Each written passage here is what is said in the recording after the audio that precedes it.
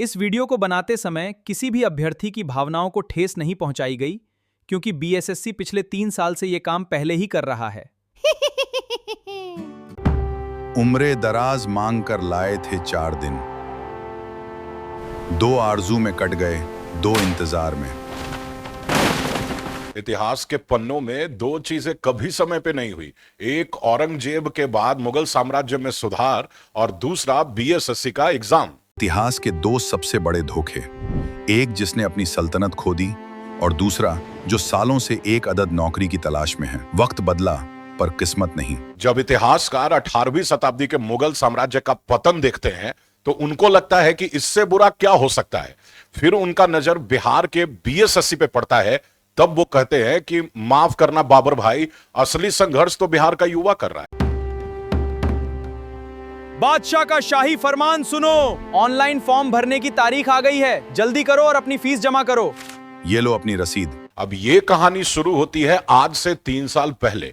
BSSC ने मुगलों की तरह एक शाही फरमान निकाला, वैकेंसी आई है। पूरे राज्य में खुशी की लहर दौड़ गई। छात्रों ने मुगलिया जजिया कर की तरह 500-600 रुपए का फॉर्म फीस भरा।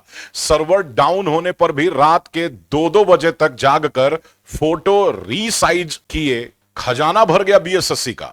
छात्रों को लगा कि अब रणभेरी बजेगी, लेकिन उन्हें क्या पता था कि आयोग ने फॉर्म भरवाकर अफीम खा लिया है, गांजा फूंक लिया है और अब वो लंबी निद्रा में जाने वाला है। ये पर्दा हटा दो, बादशाह का शाटा दो, जरा मुखड़ा दिखा दो। ये लो अपनी रसीद। अब मुगल साम्राज्य के पतन का सबसे बड़ा कारण था बादशाह मोहम्मद शाह रंगीला। जब दुश्मन दिल्ली के बाहर खड़े थे, तब रंगीला दरबार में मुजरा देख रहा था और पूछ रहा था कि यह नर्तकी के लहंगे का रंग थोड़ा फीका तो नहीं है। बिल्कुल यही हाल बीएसएससी का है। मतलब बाहर बेरोजगारी का नादिर शाह छात्रों की उम्र का कत्लेआम कर रहा है। 3 साल बीत गए और बीएसएससी अंदर क्या कर रही है? समियाना, पंडाल और कुर्सी का टेंडर निकाल रही है। भाई साहब, एग्जाम लेना है कि अधिकारियों के बेटे का मुंडन कराना है? अब 3 साल में चीन ने चांद पर घर बना लिया और बीएसएससी से एक टेंट का टेंडर फाइनल नहीं हो रहा है।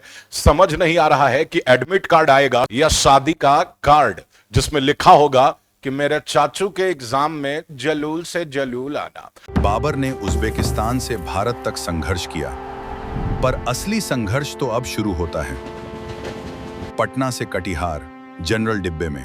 आपको लगता है कि बाबर ने हिंदू कुश की पहाड़ियां पार करके बहुत बड़ा संघर्ष किया था?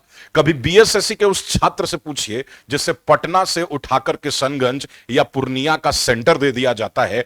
जब यह छात्र जनरल डब्बे में एक पैर पर खड़े होकर बाथरूम के पास लटक कर सोकर 12 घंटे का सफर तय करता है, तो बाबर का संघर्ष भी उनको तिलैया का ट्रिप लगने लगता है। और इतना सफर करने के बाद भी जब वो सेंटर पहुंचता है तो पता चलता है कि पेपर तो रात में ही व्हाट्सएप पर आ गया था। इतिहास गवाह है इन गद्दारियों का।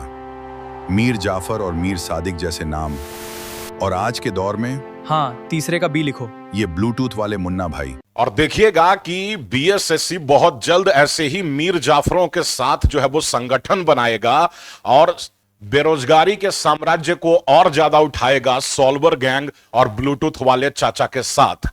ईमानदार छात्र 3 साल से कमरे में बंद होकर करंट अफेयर्स रट रहा है, लेकिन जो करंट अफेयर्स वो रटा था वो अब इतिहास बनने जा रहा है। फॉर्म भरते समय लड़का 25 साल का था, अभी 28 साल का हो गया है। उसके घर वाले अब पूछ रहे हैं कि बेटा तू नौकरी की तैयारी करी थे कि पेंशन की तैयारी करी थे? उम्रे दराज मांग कर लाए थे 4 दिन, 2 आरजू में कट गए 2 इंतजार में। अंततः मुगल साम्राज्य का अंत बहादुर शाह जफर की दर्द भरी शायरी के साथ हुआ था।